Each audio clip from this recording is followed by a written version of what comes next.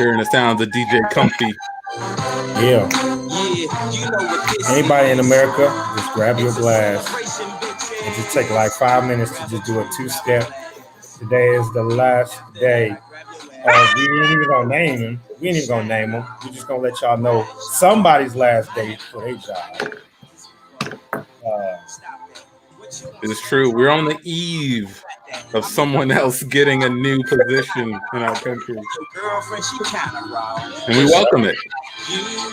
We welcome this new face. Definitely do. Gotta like change. If you have a bad feeling in your stomach right now, I just want you to know you're a hater. Hey! That's right. That's right. And for everybody else, you're tuning into the Can't Tell Us Nothing show. Can't Tell Us Nothing show run by Can't Tell Us Nothing. Us. Foursome you're looking at right now. Who are we? We are an improv group out of Houston, Texas, comprised of 4 magical individuals. I myself am named Antoine. On the skull, you have Tandi. Yeah. You have Amechi. Yeah. You got DJ Comfy, aka John. What up? What up? What up? My air horn ain't working. Otherwise, I would be giving y'all extra. Don't do it. Don't do it. John, this is a day for air. You think so? We're gonna make an exception on this day. It ain't working. I'm trying to get it there. I gotta. If anybody has any leftover fireworks, tonight is the night. Tonight is 19 the night. days. Yeah. It is. Yeah. There you go. Gotta give them air horn. And what is this show? This show, we take opinions, we take discussions, we take topics, turn that into improv scenes on the spot. These are scenes with characters, a story and plot that we just make up as we go. And it's usually hilarious. It's a lot of fun. As we've been mentioning, today is a very interesting day in American history. The eve before the inauguration. It's been crazy. It's been crazy this month. It was crazy all last year. The craziness continues all the way to the end. To the end.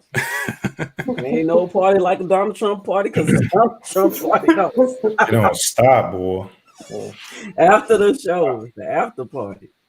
I'm sorry, go on. No, I have trouble finding the words to express my bewilderment with the whole situation, with who this person is and how that. Just today I was reading a story that he put up a 20-minute farewell video that's essentially a victory lap.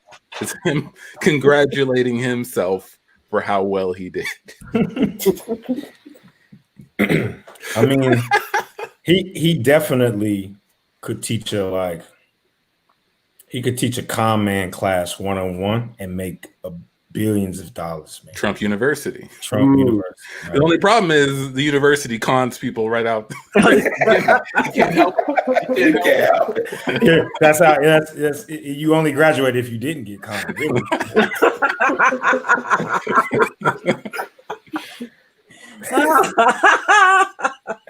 I know that's not funny. A lot of people lost a lot of money at Trump University. But that's not our fault, man. I just want y'all to know that. That's not our fault. So don't get mad at us for laughing. Don't get mad at us for laughing because you lost a lot of money. It's funny. You got to admit. No, it's not. It's about as funny as you find out somebody, like when you hear the term snake oil salesman, to me, like, can you imagine going through and just finding somebody in your family tree, the one person that got by the snake oil salesman? Right, but got hard, got hard, like lost the whole farm to the snake oil salesman that was going to make a new farm if he put it on his elbows or something. Man, he takes the cake. He cons every decade. He has a con for every decade. You got to give him one of the all-time greatest con men. This is the presidency was the greatest. How many con men you know have taken over America? Yeah, no. You know? You're right. Yeah, like that's tough, man. That's I've heard people con their way into being like a CEO or a high person in a job. You know, forge a Harvard degree or something. But how do you fake out? What was it? 75 million people. How do you get them to believe? Well, I'm not even gonna get in my political stuff. Y'all know what it is. Get some more air horn. Let me get my air horn. I ain't moving in my mood out here, man. You got Con. We ain't getting Con no more. Joe Biden. Everybody's got their eye on you, so you can't try nothing. Everybody, it's serious. You can't try nothing. So I feel good being American. Finally. I love when you hear about the other countries calling Joe Biden after he won, like secretly, like, "Hey man, looking forward to seeing what you can do." Right. I know Trump ain't saying that you're gonna be president, but I'm looking forward to it. Very excited. Yeah. I know. Yeah. What was that? Man, you won. You know you won. You know. Don't even worry about that. But he bullied a lot of people. Evan says, what was his best line? What's the best line? Okay, what's the best line we remember him saying? Who? Trump? Oh man, it kind of reminds me. I was asking a buddy, like, what is gonna go down in the history book for this guy's presidency? I mean, now we know it's gonna be the storm, the freaking Capitol takeover. But before that, I was like, before that, it was. I don't know what his legacy is gonna be. He responded, "Drain the swamp," which I still don't even fully know what that means.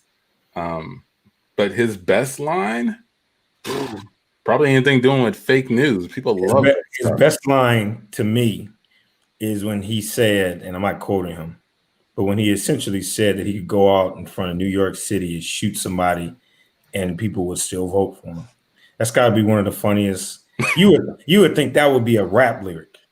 That was like you could take his quotes and cross them with rap lyrics and say, "Is this a president or is this a rap?" Grab him by the pussy and be like, "Oh, president or rapper? President rapper." It's a history class. What year is this history teacher? 2020. It still doesn't help, man. I mean, rap was kind of crazy in those days. So that was my favorite line. Not favorite. That was, if they got to put that one in the history books. If I had to say, they got to put he was so confident that he thought he could shoot somebody in the middle of New York City. And really, I think that's a con, because I could shoot somebody in New York City and nobody would know. It's so many people there. You think he picked too crowded of the city? Too crowded. He should have picked the city like Nashville, downtown Nashville, San Antonio, or Hollywood or somewhere. Hollywood Boulevard, to shoot somebody. That would make a little bit. That would be a little bit more like, oh man, he's pretty serious. But New York City, depending on what time of day, a bus goes by, everybody go, oh, he must got hit by the bus. That's my favorite line, though.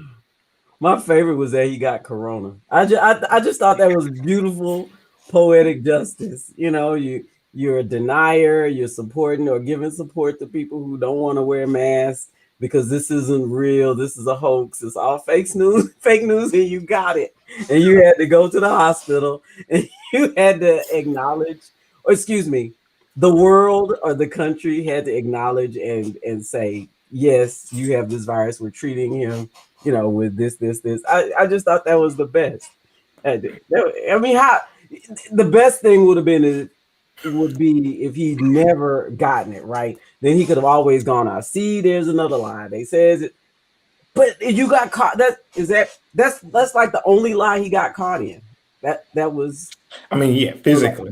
That's the only one the only one he physically got caught in. That he actually got a virus that he said did not exist.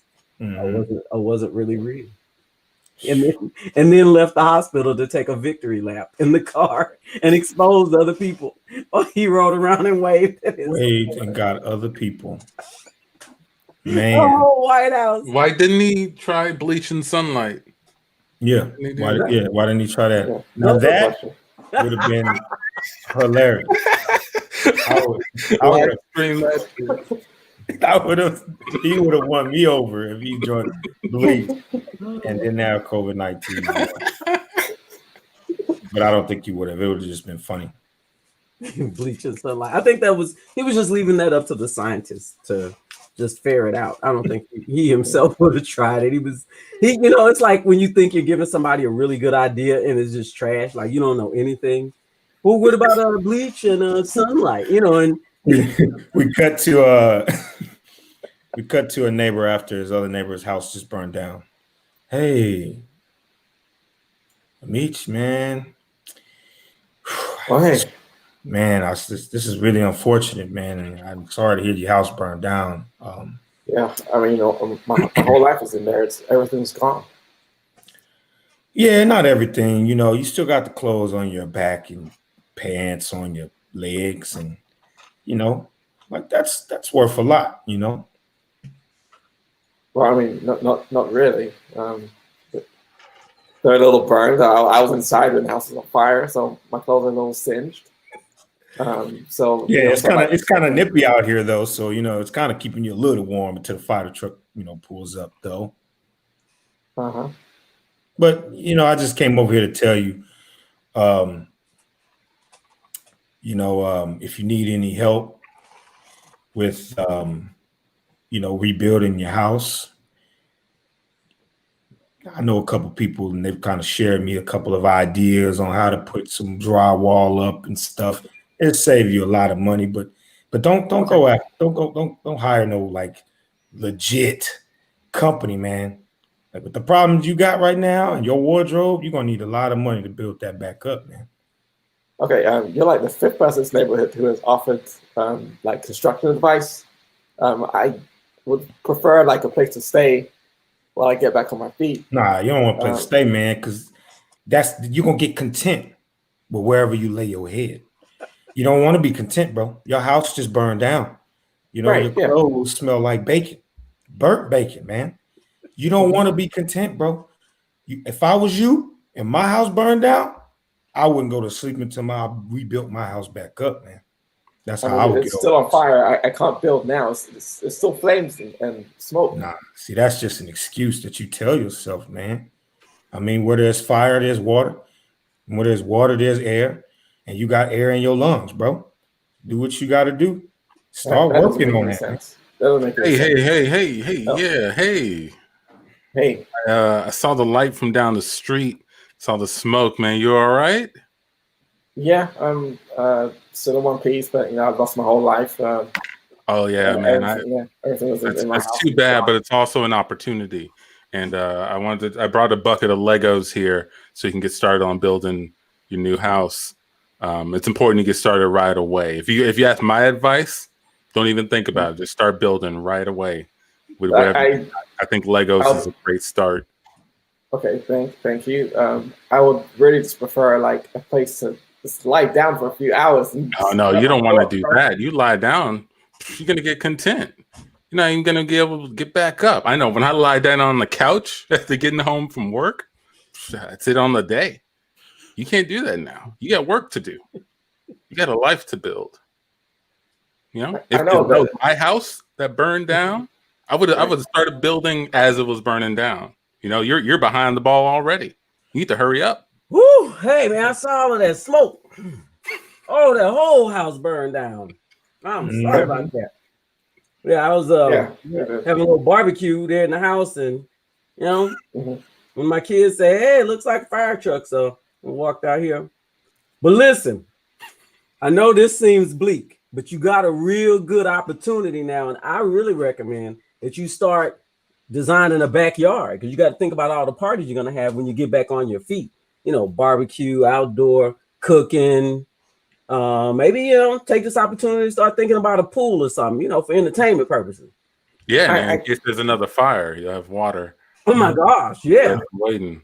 Mm-hmm. Yeah, you probably wouldn't get so burned up if you had a pool to run and jump into, man. Yeah, but you wish you had a pool now. But you do. If you want my advice, I'd start with the pool right now.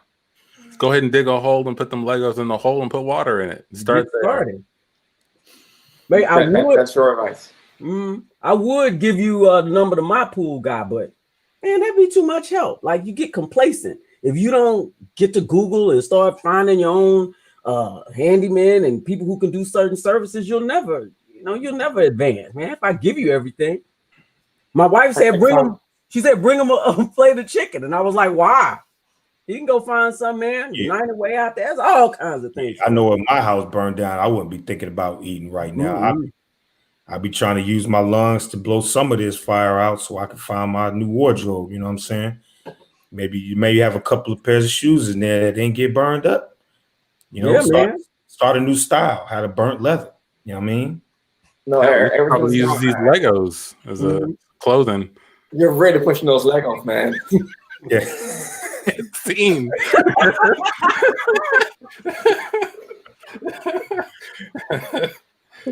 Yeah.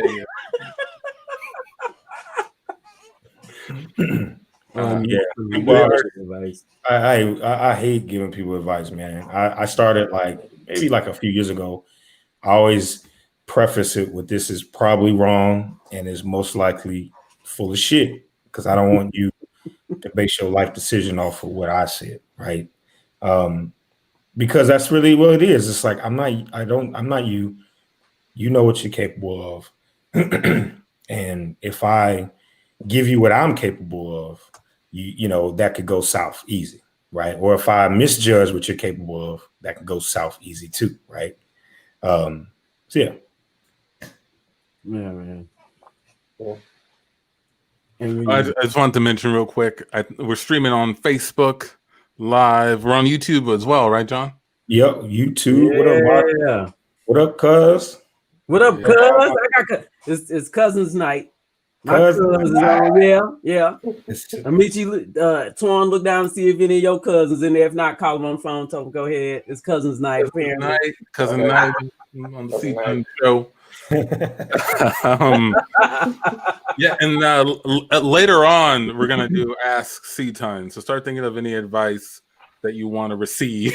Yeah, after we just did that scene, unsolicited and bad advice, we're gonna give some advice. It'll be good. Probably gonna be crap, but you know. Yeah. I don't want to assume you're. At least we're telling you it's crap and not feeding you bull, right? At least you know what it is when you get it, and that's what you need to rest on. I always, in any advice I give, what I could be wrong. I've been wrong before. Do some research on it. That's what you tell people to do research. Do a little research on it, and the person researches, and it's an Antoine blog post and Reddit channel.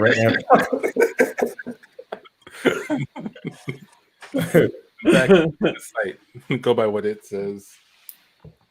That's the one thing they don't want to do is research. That's why they're asking.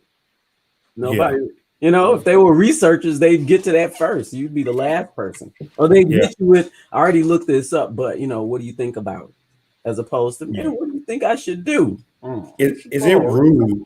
Is it rude to tell somebody to go Google it? Is it rude to, if it's a question that you could easily Google, like if someone says, hey, how do you spell elephant, right? Like, shouldn't you put the initiative on that person now if you like to be like Google, or am I tripping, right? Well, if you're trying to Google something you can't spell. Google helps. Like if you put in a misspelled elephant, a real elephant picture will pop up somewhere. And if you can't context clues, then I guess you can come back to me and say, hey, I saw a picture on Google with this. Which one is the right one? But at least come to me with like 75%. Don't ask me a question that I got to do 100%. Shout out to Dallas. What's up, Najee? I know what you're saying, man. I'll usually respond something along the lines of, well, what did Google say? What did you see on when you Googled it? Like, I'll just assume that they did it. What did Uncle Google say? And if they're like, oh, I didn't Google it, well, should probably do that first. I feel like that's cool because now you have to do a 2-part, like back and forth, right? And where somebody's like, man, I know you know it, Antoine. Now what you got to do? You got to defend why you said go Google it. When I only know it because I looked at Google. Trying to teach a man to fish here. Man, I have on the plate. Just give me the fish. I have a 3-time rule for adults. Children are different because you teach. Like I think about my kids asking something, I want to give them the tools to be able to do it for themselves in the future. But you're an adult. I figure we've all been through the same educational experience. You know, in America is compulsory. So I'll help you. 1, 2, 3. By the 3rd time, if you keep doing that, then I'm gonna say, okay, what you need to do now is you need to do XYZ. Right? This is how you look it up. This is where you need to go, and then that's it. And if they do it again, then I get ghosts. You know, maybe I don't respond. Maybe I'm not around that person as much anymore because it's come on now. Yeah, there's special exceptions. You know, the elderly or something like that. But if you like young and able-bodied, and we keep doing this, I'm not about to be that person for you. So let me help you. I gave you the 3. Now by the 3rd time, let's talk about how to do this. Right. I don't know. It's just a little something I adopted. No, that makes sense. You know, children need to learn those skills. That's right. Same like loaning money, right? I mean, depending like small amounts. I mean, okay. But after, you got so many times, then it's like, okay, now this is a problem. So let's discuss what your plan is, right? I don't know. I think 3 is a pretty good number. I take 3 paper towels when I dry my hands in the bathroom. Give people 3 chances. That's 3 works for me. Mm-hmm. Nobody's pointing out the fact that I may have a problem here. Nobody lit into. Are you obsessive? You got some compulsion with 3? Is there something with that? No. You just listen. You go, come on, that makes sense. We all love 3. I think there's there's something satisfactory about 3 for all humans subconsciously. Yeah. I don't know what it is. Oh, well, if I had to make an assumption, 3, other than being just like a stable way to build something, it's also how you establish a pattern. Like the 3rd thing establishes a pattern. Once you have the 3rd thing, you're like, oh, I know what's going on. Maybe so. Yep. What about you, Antoine? How I do what? How I feel about 3, or how I handle people who ask questions? Amechi's question. Yeah. So at my old job, I actually they would say that I would Antoine them, which means sort of what I was saying before. I would ask them a series of questions whenever they approach me with something. I would say, well, what did this say? What did it say when you looked at that? And when you looked here? And if they didn't do any of those steps, they would go back and do it. And then they would either figure it out or they'd come back and let me know they hit a wall. But what would happen is people would not, like you said, not want to go through all these different gates. And so they would try to do as much as they can before they came to me, which is what I want.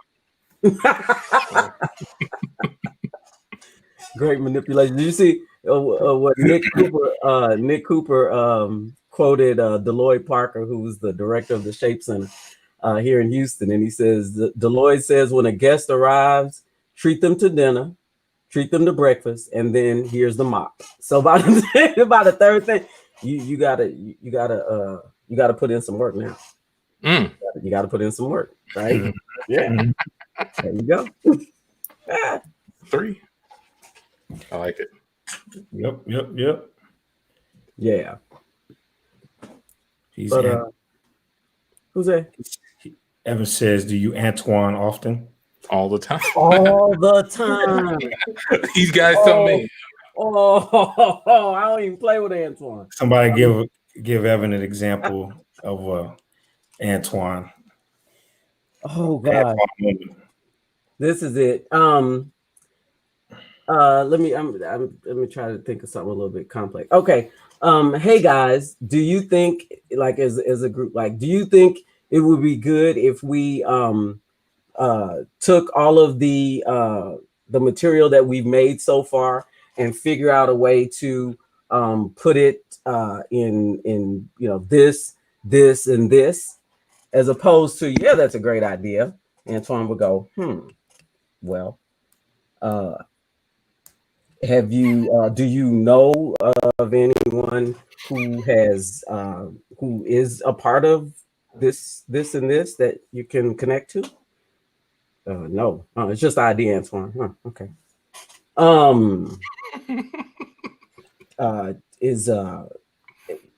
so you'd say, hey, Antoine, I know you put all of these things in YouTube. Is there a way to get that exported and sent over to this person? There, perhaps. There probably is. You have to ask specifically. You gotta be specific. That's right. Yeah. That's it. You're not gonna get what you're looking for. Yes, because John is the big idea. John is, hey, y'all wanted this? And Antoine, I don't know.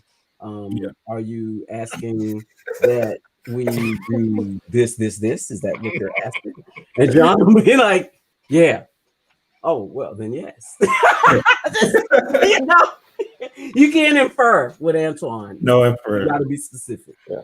But it's good to get clarification so that you know what you're agreeing to. I would say. Absolutely. Because otherwise you might be, agreeing to something you just don't actually believe in or want to do. Yeah. So he's the dad of the group, Evan says. Pretty much. Yeah. Pretty much. Yeah.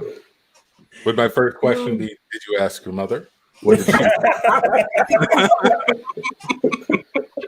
Interesting. Okay. Yeah. Perhaps. He's a great poker. Like he doesn't give away anything until he knows what he wants.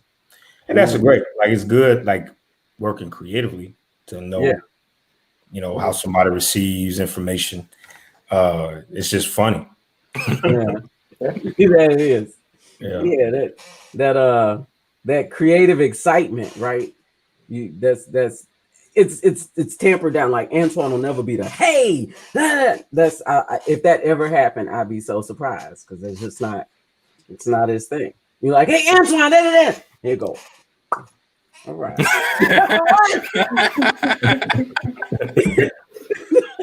Okay. All right. You're right. Do you have anything that you get excited for, like when you would lose your shit over?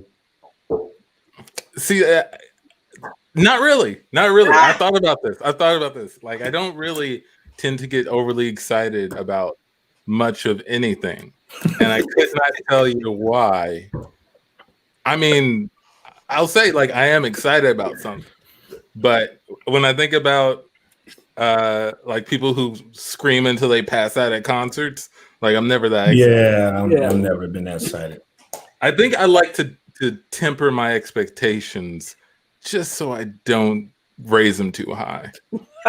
Do you ever feel like you missed out on some? Like you're like, man, I kind of undercut myself. I should have really enjoyed. Like I should have, did one more, heel kick or something. Why didn't I jump for joy a little bit more? Missed out on that. we cut to Christmas. 3 kids and their father. So Dad, we saved up a lot of money this year, and we really, really tried to watch you to figure out what you like as a gift.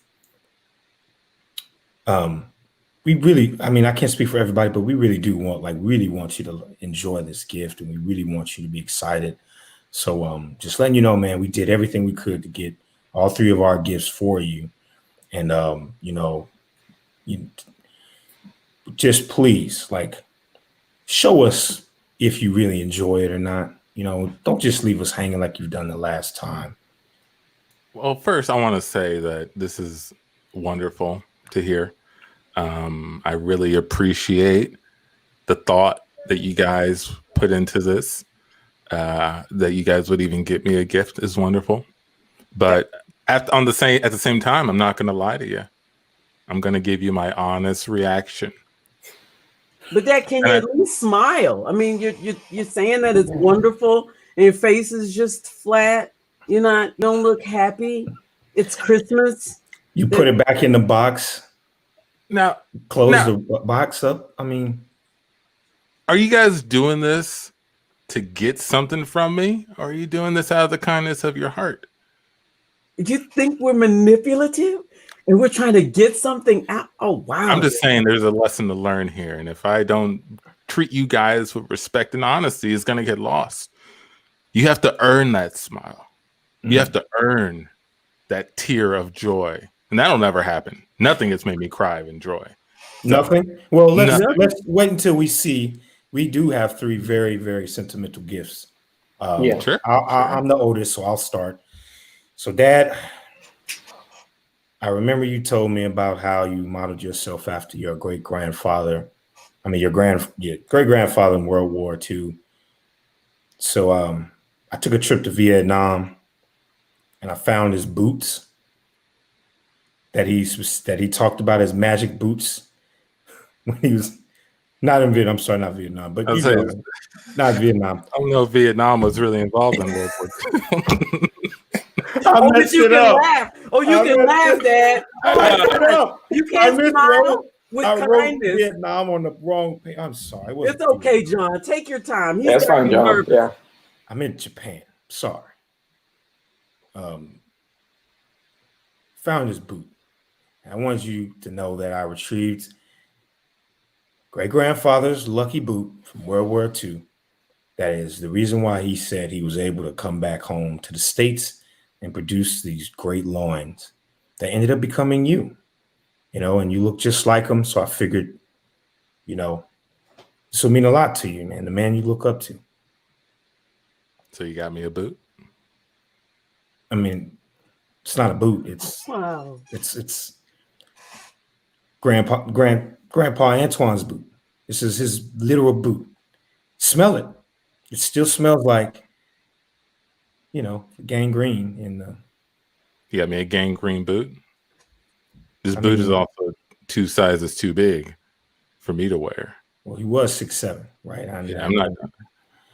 I figured you could put it up in your office. You could say this is legacy, right? This was history. This is American history. This is your great. Thank you. I appreciate it. I don't really think you do, man. Yeah, but, well, maybe he'll appreciate mine. Dad. John had to fight the Historical Society and the Library of Congress. Library of Congress to get permission to even give you that boot. That's a lot. But what I got you, it's a lot too.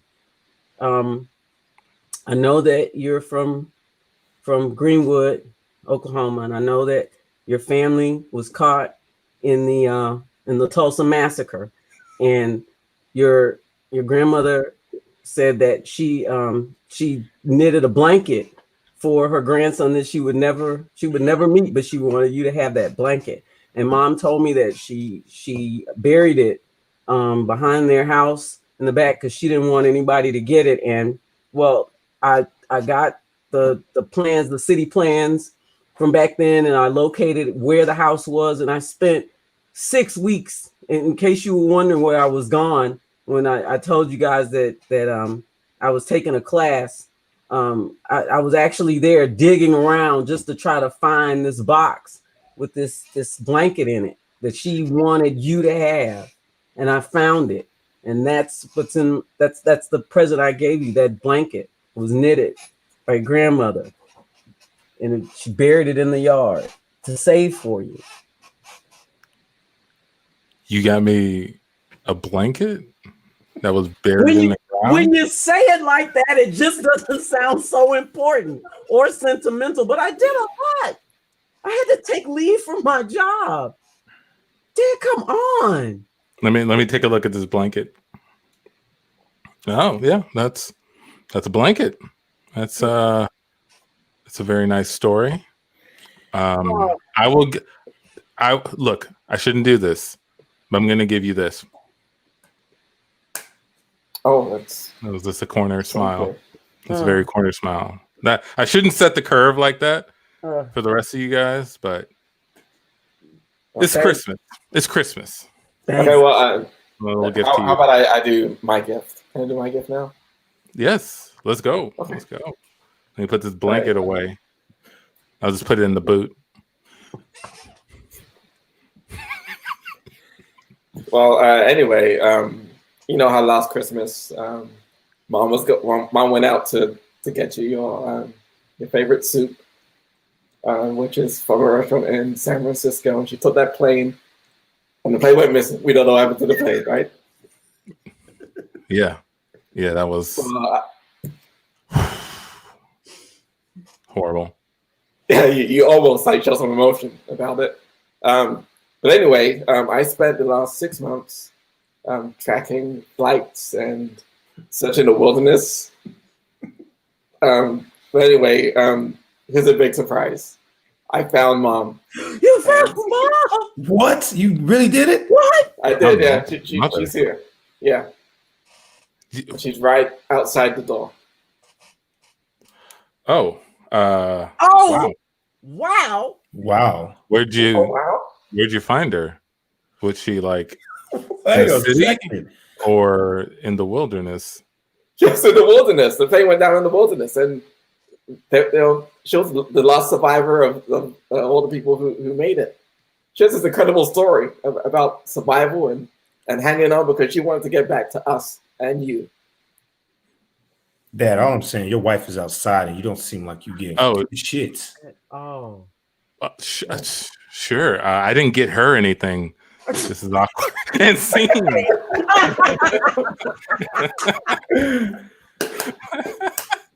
Ice cold. I actually don't like to open gifts in front of people. I don't like the pressure.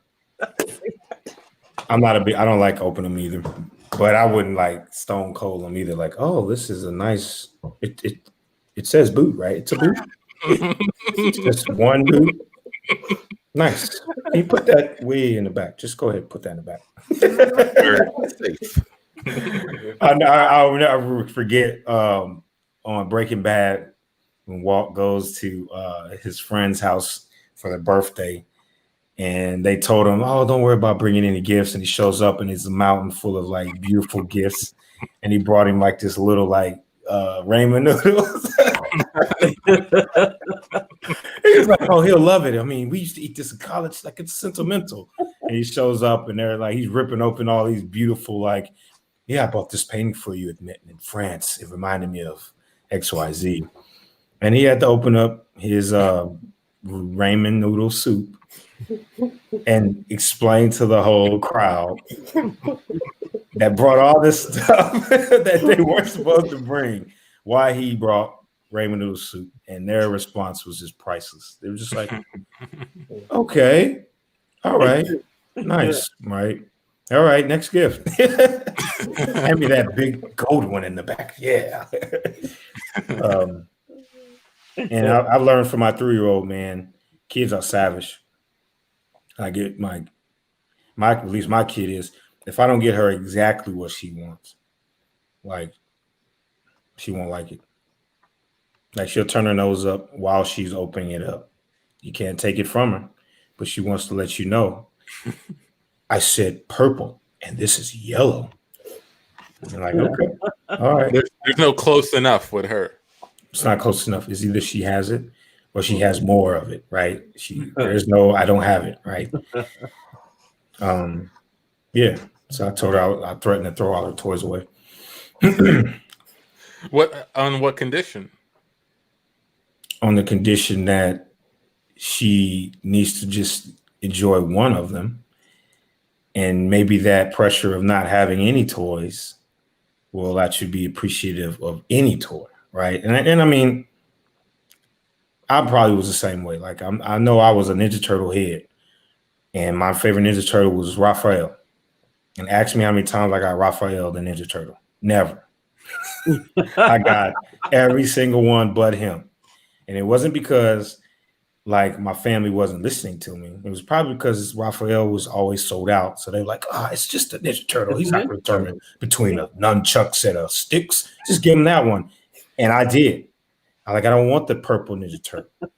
Like, what the hell is this? I want the red one. That's not what I said. It's not close, you know. But in actuality, I should have been thankful I had a Ninja Turtle, you know. Why are children so particular about what they want?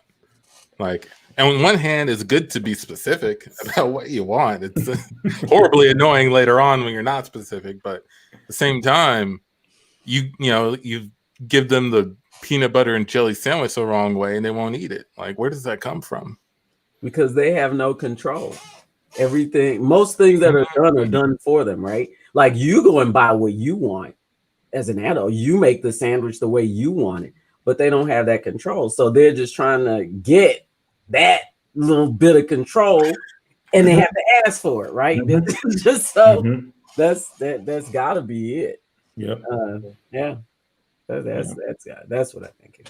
And sometimes, like, my daughter will go, she'll go, I don't want it like that. And I'll go, okay, let's try this. All right, here's the bread. Here's a plastic knife. Get the peanut butter and the jelly. Go ahead and make your own sandwich. What I don't know now. Oh, you don't know how. Oh, darn. Maybe I should call somebody to see if they could tell you how to do it. Well, you know how to do it. Oh, I do know how to do it. But you don't like how I do it. Oh. No, I don't feel like making it because my feelings are hurt when I make it. Yeah, reverse psychology. Now, it's not a good way to do that because all I'm doing is making my kids even more powerful, sarcastic assholes in the future. The trade-off. All of my tricks they're going to be used to by like 10. So I'm not going to be. I'm going to have to get turn it up every song, which you never want to do. But yeah, it's frustrating, man. These kids have their own minds. They have no control, and I don't blame them. We cut to a couple in the bedroom. Honey, come here, quick. Yes. This may sound crazy, but I think our daughter is trying to take control of the house. It's been slow throughout the years, but I'm starting to click. Just earlier today, we're in the car, and she wanted me to go to Exxon to get gas, and I was going to go to Chevron because it's closer, and she threw the biggest fit until I went to Exxon. Why would she care what gas I put in the car? There's something going on here. I think maybe she just likes the sign a little better. Do you really have to wake me up for this? She's 3 years old. I do, because I found myself, I changed electricity providers because she threw a fit. I was with Champion before, and now I got to go with this new one because she's been opening the mail, seeing what bill is from. Is that why it's been so hot and cold in here and stuff? But wait, she can't read. She can't read, Jeffrey. She can't read. No. So there must be some kind of vibe you're giving off that makes her feel your energy or something. Kids, you can't really give bad energy to kids. It's probably you. Maybe just you're right. Try to change your energy. You could be very like Kawhi Leonard, and it's always kind of uneasy around you. We never know what you're thinking. And that just makes probably our daughter unsettled, and she's trying to make things feel easy for her. She wants things to seem normal. But hey, it's just 12 o'clock at night, and I'm just trying to get some sleep. I think you should just let it go. Okay. Now, you're right. Unless you got something worse than that, that you're not telling me about.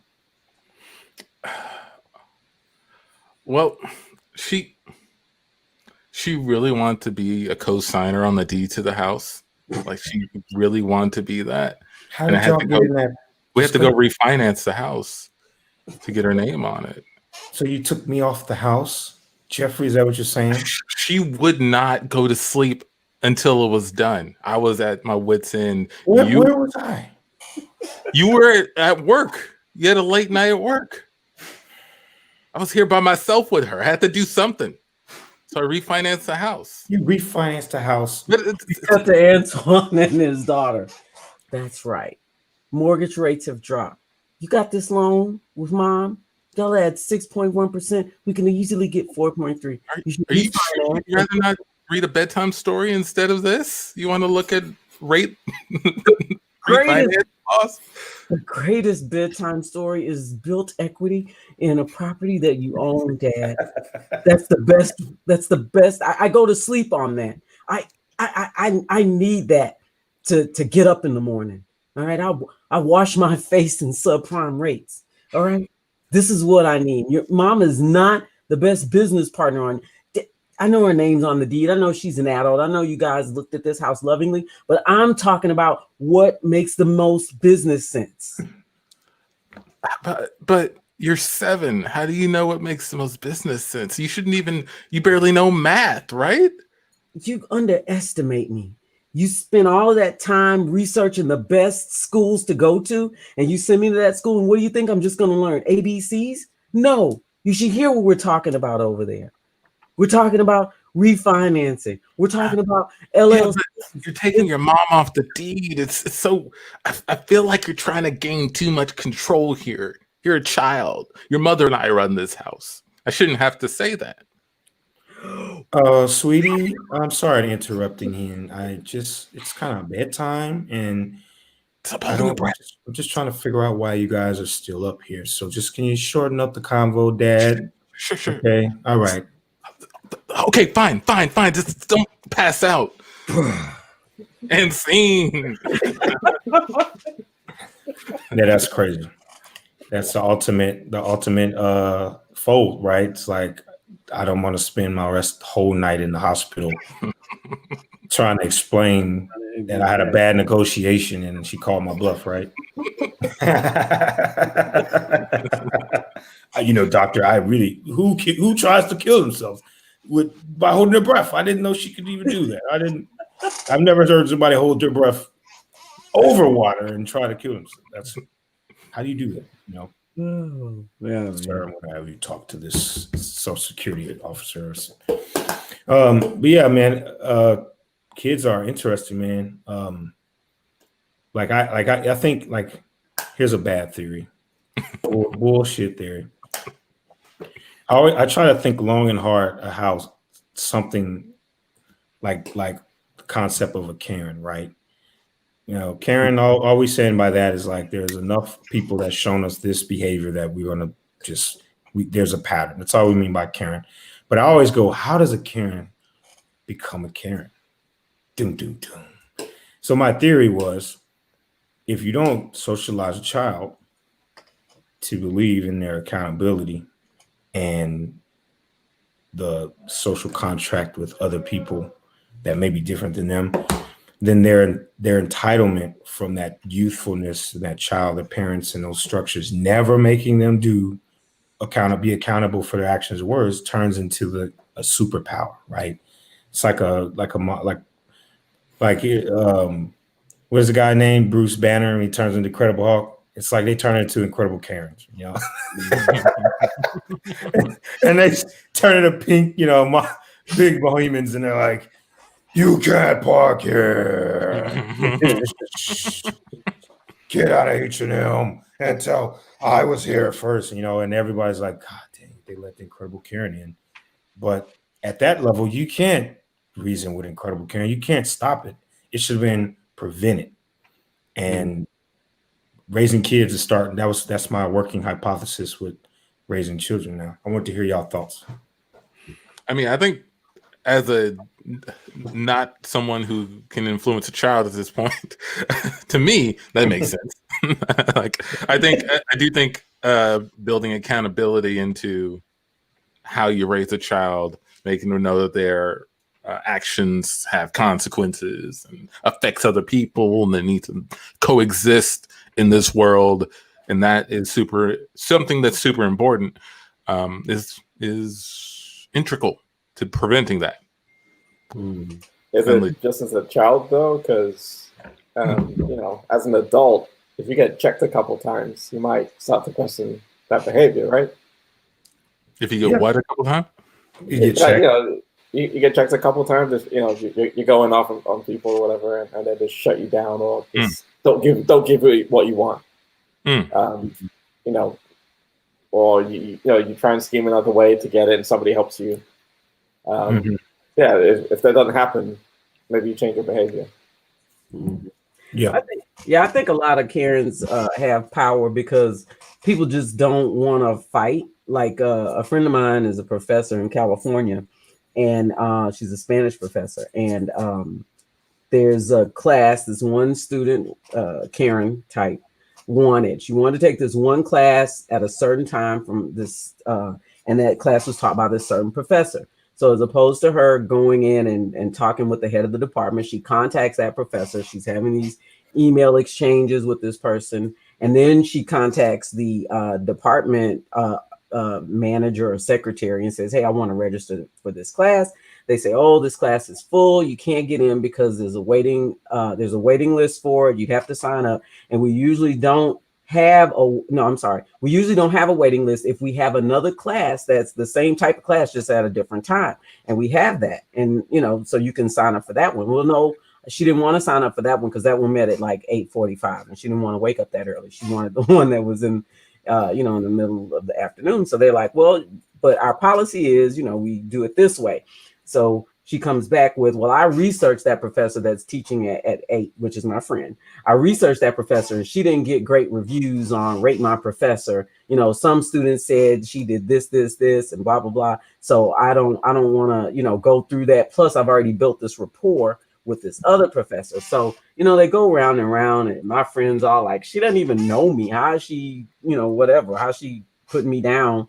And the department head says, "Really, do you want to go into this battle? You really want to teach this student who already is coming in with all of these problems?" So then they're like, "Just let her take the class." And that's why it works, right? Because people want to battle you. They don't want the hassle. They don't want all the trouble. And so, I'm sure this woman just feels that's a win. And so this manipulative behavior that's gotten you so much, you don't stop it because it gets you what you want. And until they stop getting what they want or get punished for it, it's just a mode of operation. I completely agree. I mean, to Amechi's point, like one of the things, if you ever wonder, like, why are they acting that way? You have to ask yourself, are they getting results? If they're getting the results they want, they're going to keep acting that way, regardless of what the rules say. True that. And so, who are you to stop them, right? Like, unless you have the power to prevent them getting what they want, they're not going to stop doing it. Right. That's why I call them incredible Karens, because there's like a moat of misbehavior and like kind of letting this person continue to exist to the point where they have that monster is grown. Like you have to either severely punish them to make a point, which I have a problem with a lot of saying, like people go, "Oh, we're going to make a point with this person." Something about that always just doesn't sit right with me with most of the cases. But like, how do you combat that? Like, how do you dethrone that behavior? Right? Carol Baskins, of course. Evan. Yeah, Carol Baskins, but she's a little different. Carol Baskins is like, she's like, well, she started the same way. She started the same. She wanted tigers, so she started poking holes and pointing fingers at the person who had tigers, and she thought, "Oh, it's so bad. We should rescue them. They should have a normal existence if they have to be here." And then she turns around and she does the same thing. It's the exact same. It's the exact same thing. She's less entertaining. Yeah, she's definitely on the stuff, Evan. I like Tiger King. Let's just put this for the record. I am not on anyone's side as far as the criminal, whatever they got their criminal thing. But as far as entertainment, I'm Tiger King all day, man. Dude is hilarious. He's hilarious. And I would go to his, I would go to Carol Baskins, to be honest. Like, even if I didn't go all the way, I would have to go and see, I had to go see the Tiger King, man. What's the fascination of seeing crazy up close? We just want to what you'd like to go just for the off chance that he'd be there and you'd see some of that. Yeah. It's kind of like seeing a fight in person. Like, we are so, like, our civilization is so modern that our threats are now mental. So when we can see things that don't typically happen, but probably would happen more in less modernization, you're drawn to it, right? So like a fight, everyone's all uptight, but when two people fight, I've never seen two people can stay uptight while fighting. You see that person for who they are when they fight. They are like exactly their voices, who they are, the ways they use, how they swing. They have their own way of fighting, and you're like, oh, I've never seen that kind of style before. Like I've never seen it before. So I watch for all the little specs and details. Evan says Jerry Springer, which is a pure example. People start chanting, right? The fight happened. I want to go. But say you're in high school, you didn't want to go on a Jerry Springer show. Oh. That's one of the greatest shows of all time. Well, maybe so, man. Oh, I'm sorry. Keep talking. No, go ahead. I want to hear this. I just hated that Jerry Springer wore a suit for that show.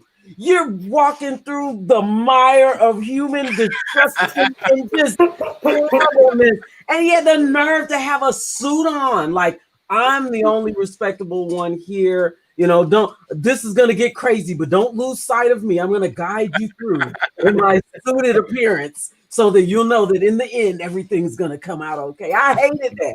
He used to Steve Wilkos it with the button, the 3-button, the polo shirt. Just come up in there. Yeah, I mean, you just regular like the regular people. It was the suit that made me mad. It was so elitist of him. It was so obvious what was happening. So obvious. That's my Jerry Springer. I forgot Jerry Springer's like back history, but it's like pretty different than what we expect. I have to look it up, but it was like he had a career before that where just look it up. Yeah, I was gonna say, like, I don't know anything about who he was before he was a lawyer. He was a lawyer. Yeah, that's what made me mad. Yeah. You know better. Why are you making money? You know better.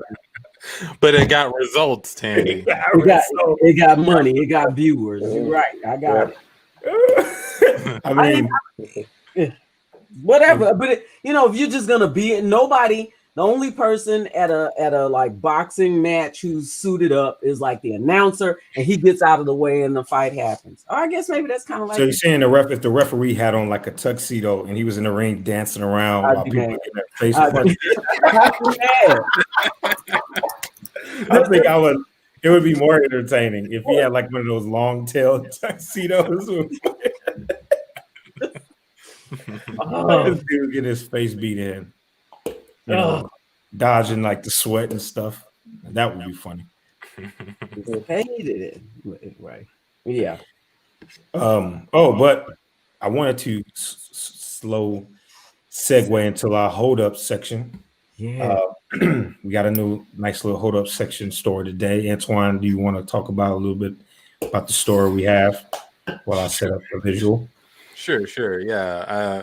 I believe this is in a Canadian story, and it's filled with niceness and respect.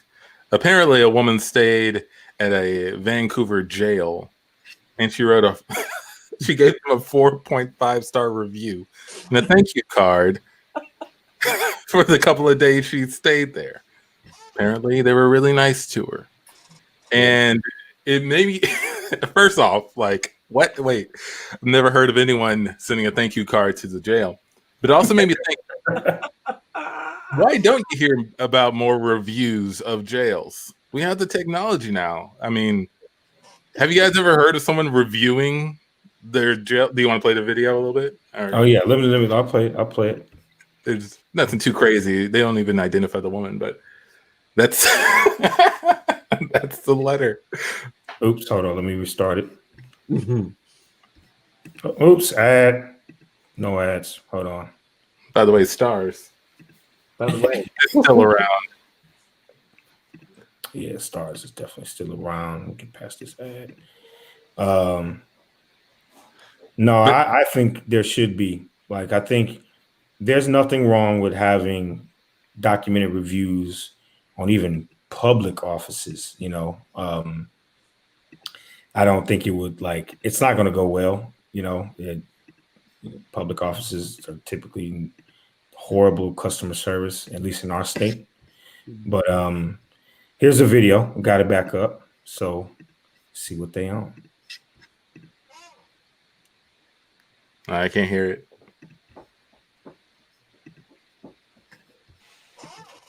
Yeah, look kind of like the dude from Mr. Robot, a little bit. Yeah. There you go. The ordinary There to it write is. a positive review or even send a note of appreciation when you have a good experience. But when those accommodations are jail, that's usually the end of it. Not so in the West Shore, though, where the conditions in the jail were so nice it prompted this thank you card from a woman who spent some time recently behind bars. In the card, the woman admitted to feeling nervous about her stay at the West Shore detachment, and she noted how kind and helpful everyone was. She even went so far as to give the jail a 4.5-star rating. I guess 0.5 gives us something to strive for. If you're watching, thank you. We did receive the cards, and also too, we do believe it's genuine. We never had any issues with this prisoner while they were here, and I know that the interactions that happened between both the guard, the watch commander, and the prisoner were cordial. The woman wrote her jailers have a tough job and are often underappreciated by those in their care. Of course, he won't say what the woman was charged with or how long she was in their custody. It's a very Canadian story. Oh, man. So yeah, Evan, I did hear the chair in the video. He definitely needs some WD-40.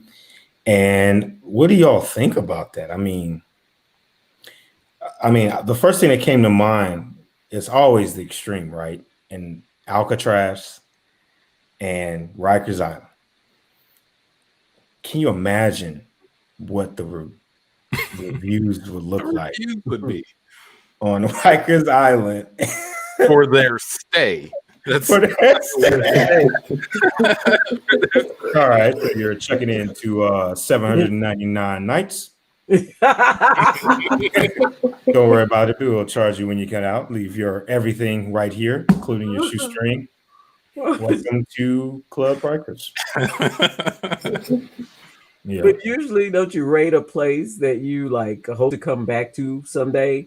I don't think you ever give a rating. I mean, unless it's really bad, you don't give a good rating to a place that you're like, I'm never coming back here again.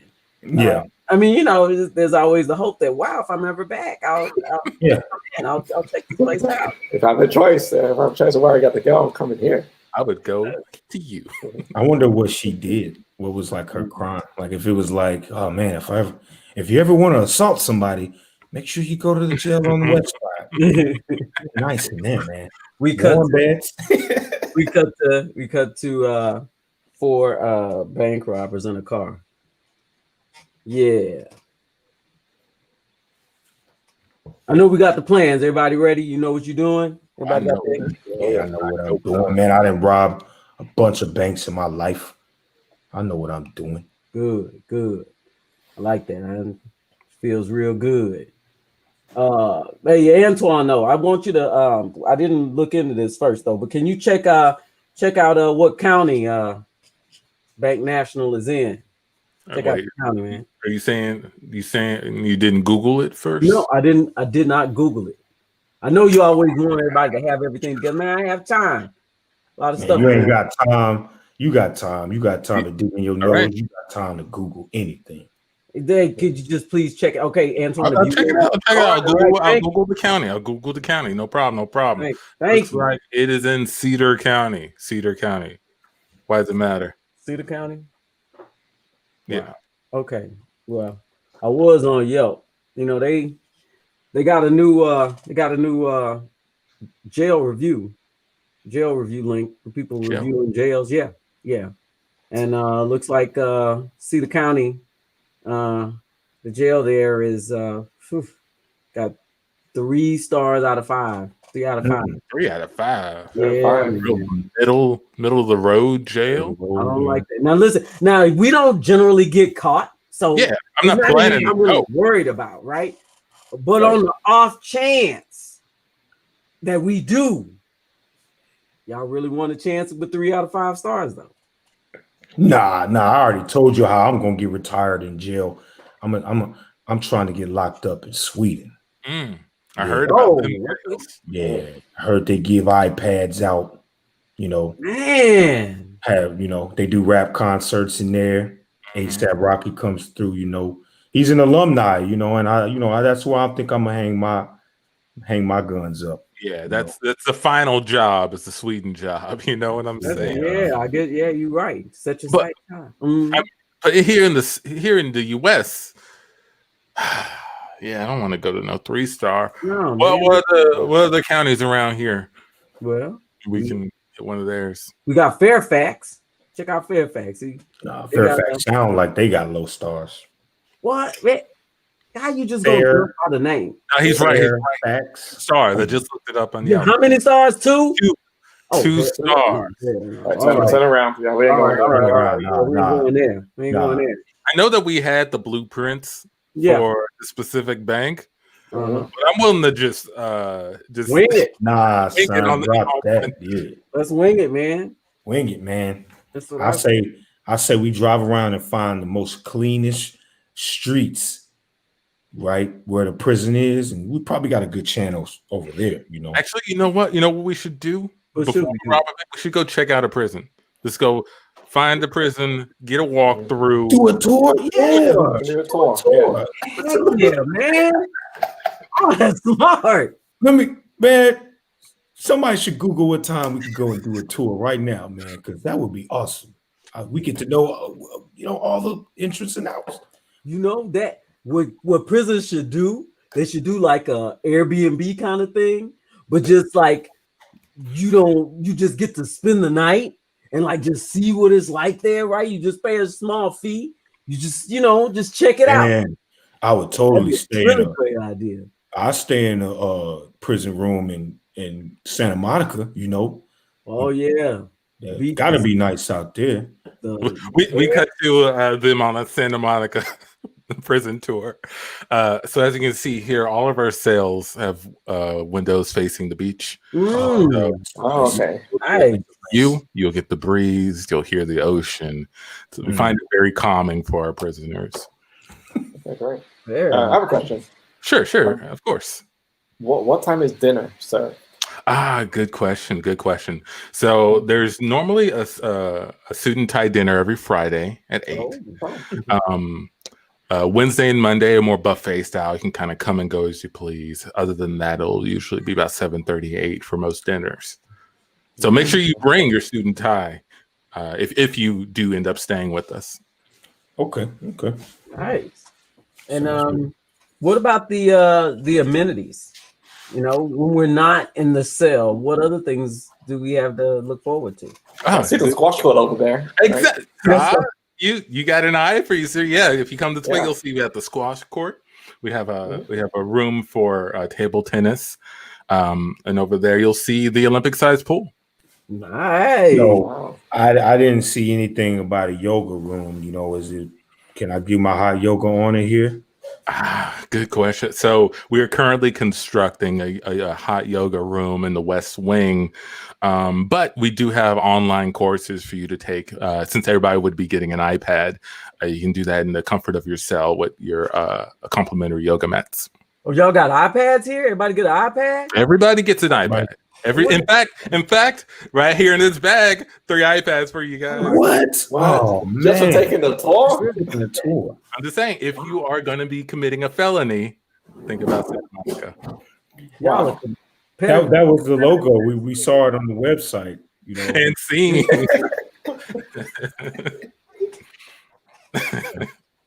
I can see that we would, if that happened, you would see prisons start doing commercials. like if they did a review for prisons and they actually that's where you would get the people. You would start seeing prison commercials. You know, it'd be like cross between retirement commercials and we have a 10,000 square foot recreation hall with state-of-the-art weightlifting gear. No roof. You can have access to the sun whenever you want. Access to the sun. They'd be like, what? If Trump goes to prison, it'll be a place like that. Like he wouldn't. I'm trying to picture him in just like a regular facility. He should really be wherever mob bosses go. No, So he shouldn't. He shouldn't go. shouldn't? No, he's still has a lot of connections, man. 75 million people voted for him, and I'm sure some people across the world could be incentivized by him, keeping his connection. You put him around mob bosses, now he has their infrastructures, right? And he's going to be the most famous person in any prison unless Obama got arrested for a federal. Like, that'll be the only person that can sunset his shine in prison. Is like, not because even Bill Cosby can't do it right now, Yeah, that's what I was about to say. Yeah, who's the most famous person in prison, right? Like if Donald Trump goes, yeah. He would be the most famous person. He'd be a good one. People would get popcorn out to watch. I would love to see Donald Trump with like one of those like Tupac bandanas tied to the front in the jumpsuit. That would be hilarious. He couldn't even appropriate right. I don't think that would happen. That's his game. He appropriates everything.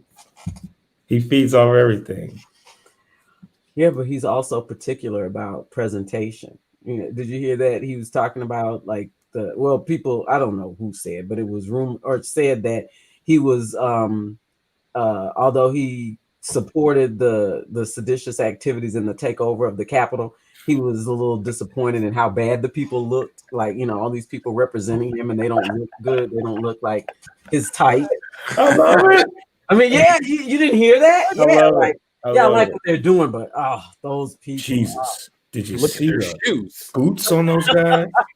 What are those? Last summer edition? With a Meanwhile, those people are literally writing letters saying that they did exactly what he said, and they wanted to be pardoned because they did it for America. And he said,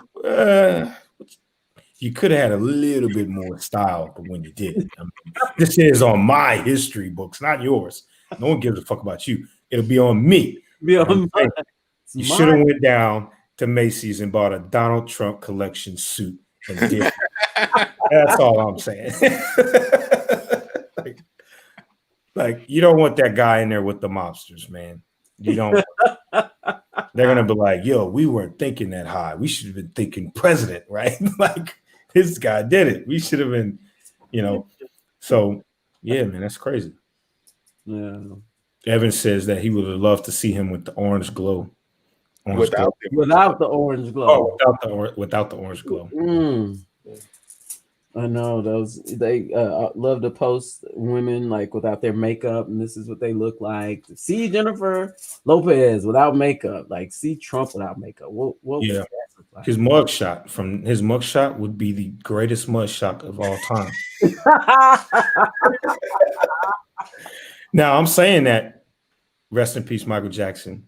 There's some pretty great ones up there, man. Rest in peace, James Brown. There are some all-time great mugshots. His would probably take the cake. I'm telling you, that would be my bet. And anybody who hasn't seen James Brown mugshot, go pick one. Man, they love to come get you at 2-3 in the morning. Nobody just like give me at like 7:30 right on my way out to work. I've combed my hair, everything looks great. Just be waiting right there. You come in at like 2:30 a.m. That you gonna get what you get. What? That's ticking. That's what everybody looks like. It's like, where were they? Put the comb down, James. It's over. Put it down. That's it. Or they just got off a roller coaster. They just went, woo! Come with me. What? Just ate like a bunch of garlic and burritos. Excuse you. Come with me. I mean, I can't even rinse my mouth. You come with me. I don't care. Burrito juice on his shirt. Hey, that's how you get arrested. That's a shame. That's a shame. Yeah. Donald Trump's not going to do that. They're going to. His secret security is going to walk him into the federal prison. He probably won't even get handcuffed. He'll be on federal house arrest for the rest of his life. Federal house arrest. Or they'll send him to one of the prisons that he is invested in. I own this place. I mean, it's wonderful. It's one of the greatest prisons of all time. The clothes are great. Trump collection suits. Yeah. The greatest food in all prisons. Donald Trump, you caught food poisoning 2 times since you've been there. 3 days. It had nothing to do with the food. It's all of the liberal. Had a liberal chef in 1 day. Could not recover. Like deflection, man. Yeah, we could do that with the Axe Seton since we're hitting the 115. Yeah. Sure. Yeah. So in the chat, just feel free to put any sort of questions you have that you would like some assistance on. We'll be glad to lend a hand. This is on Facebook and YouTube. But this will be shitty advice, FYI. Don't really use it. Don't use it. I mean, what if it? But is it though? I mean, it could be the greatest advice ever, right? It could be. But if we say it's the greatest advice, they're going to find a way to make it not the greatest advice. See, if we say it's shitty and it doesn't work, they can't be mad at us.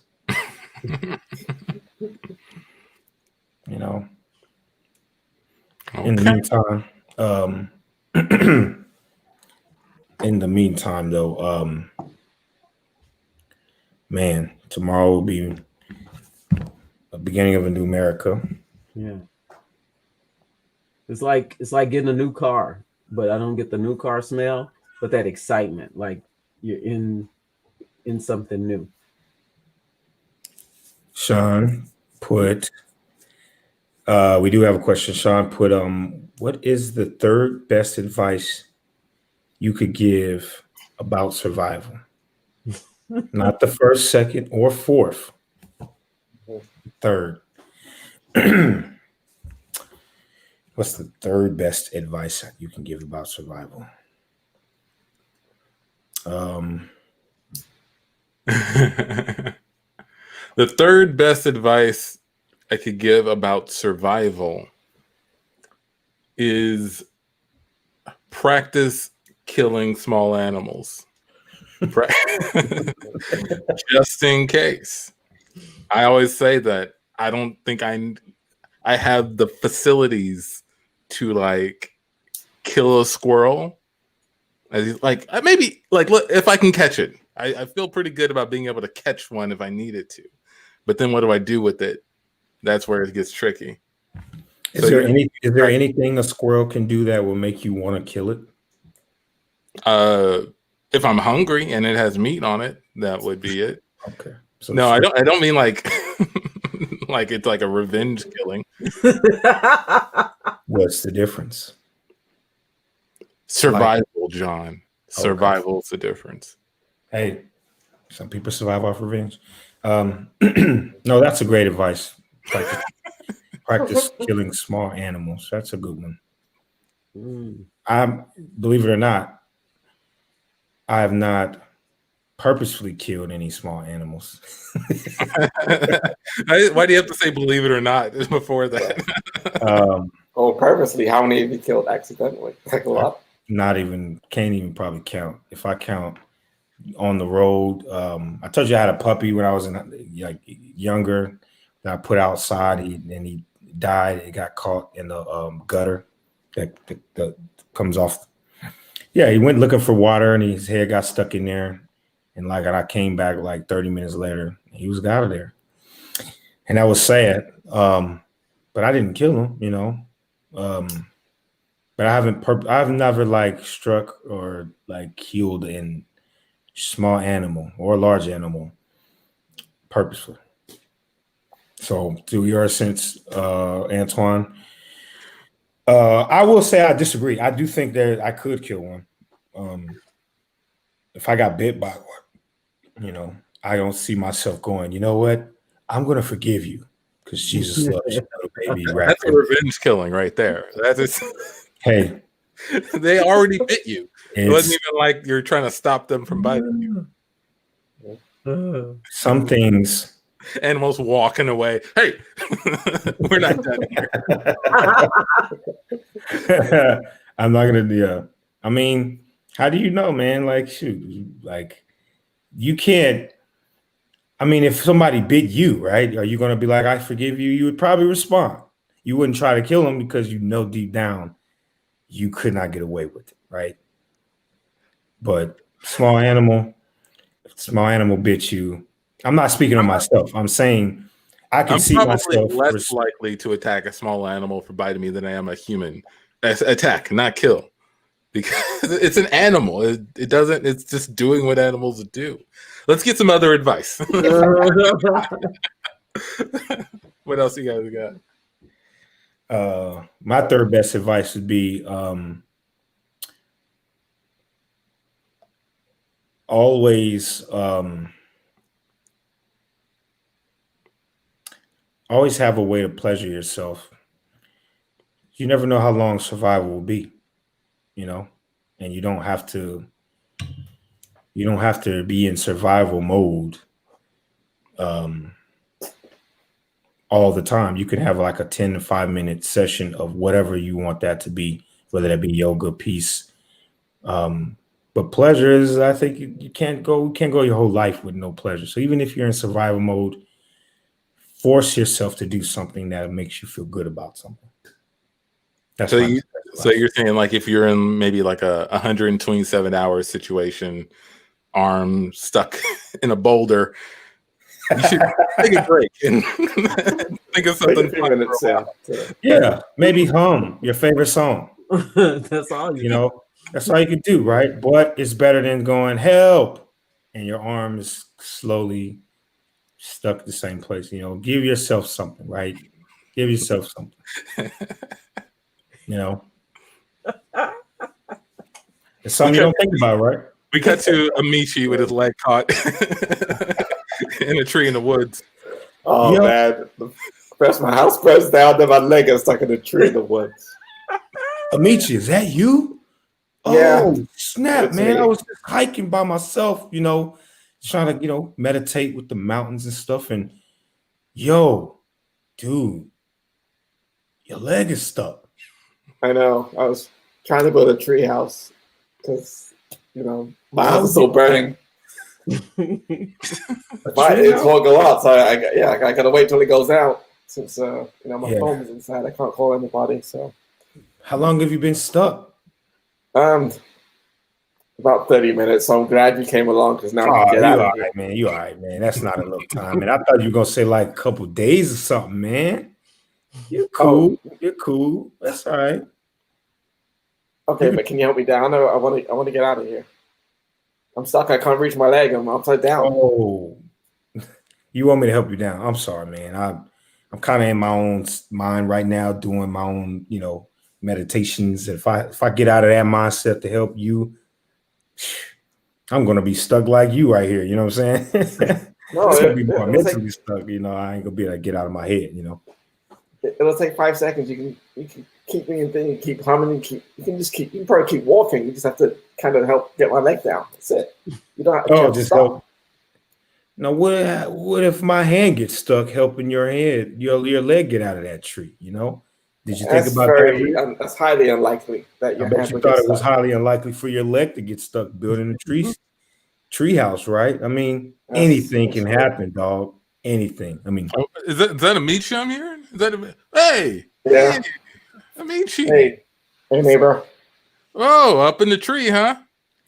Yeah, I'm stuck. Yeah, I'm just out here bearing a boot and a blanket I got for Christmas. Okay. So, you know, don't mind me. Actually, if I can give you a piece of advice, if you're stuck, think of your favorite song.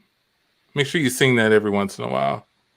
Now, how is that going to help me? I just need to get my leg down. This takes your mind off the situation. This takes your mind out of the situation. Right. Okay. All right. Later. Wait, are you leaving? Yeah. I mean, you didn't expect me to. How long you been up there? Like 35 minutes or so. Oh, yeah. You're fine. You're fine. The worst thing I can do right now is help you down.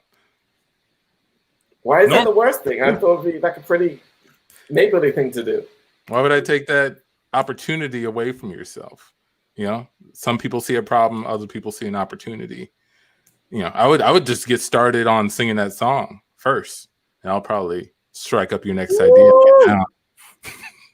Man, I know you're losing your house, but it roasts some really good marshmallows. Me and the kids been over there making s'mores, man. What you doing in that tree? I'm stuck. My foot got stuck. So here I am hanging upside down. Didn't take my advice and start focusing on the backyard, huh? You went straight to the tree. And you make sense. I got these Legos and I thought I could build a tree house with them. So, but it's too hot at my house; they'll melt. So I got to try and put them up here where it's a bit cooler. We finally called the fire department, so they're out there. They put most of it out on one side, but they're starting to investigate, and there seems to be some talk of arson. Man, I know you didn't set this fire yourself, did you? No, I mean, well, yeah, I did actually. Yeah, I bet you did. But look, you probably don't want to hear about this, but you do not want to get arrested in this county, man. Jail here, 2.5 stars, man. You might as well be in a Motel 8. And that is the Can't Tell Us Nothing show, everybody. Thank you for listening. Thank you for watching. DJ Comfy, play them jams to take us out, please. Play them jams. And while he's doing that, we do this every Tuesday around 8:45. That's when this thing starts to kick off. And check us out online, wherever you're checking us out. YouTube, Facebook. I don't know if you can hear me anymore. Oh, we can hear you. Cool. Well then, C10 Improv, all your favorite places. Facebook, YouTube, Instagram, Twitter, C10Improv.com. I'll be late for that, baby. I'll wait for that. If you had a taste of that, you probably commented, Evan, Donna, John, Neil. Right. Yep. Thank you so much. Thank you, guys. Yes, brother. Always. So I'm feeling it when I'm feeling like John, Andy, Amechi from myself. So we are out. Stop all your blood clot crime.